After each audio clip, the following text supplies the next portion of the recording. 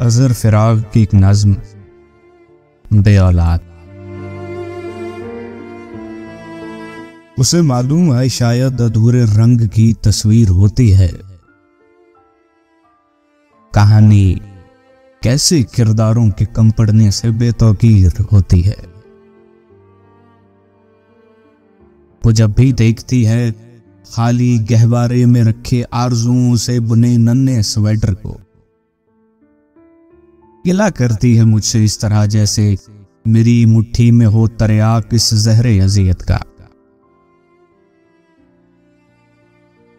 उसे मैं रोज कहता हूं, कभी तकदीर पर तदबीर की पैबंदकारी से मसाइल हल नहीं होते,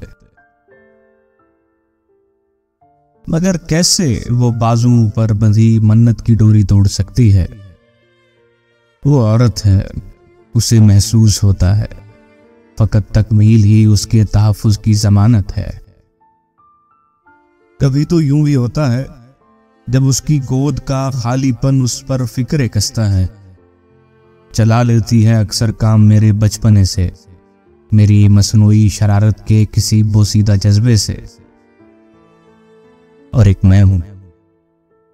मैं हूं जो इस कारे मुसलसल की अदाकारी से तंग आकर असासे दोनों जिस्मों के मसीहाओं के उस बाजार में ले जाने वाला हूं जहां जरखेज और बंजर की पैमाइश जरा आसान हो जाए, भले मेरा भले उसका कोई नुकसान हो जाए।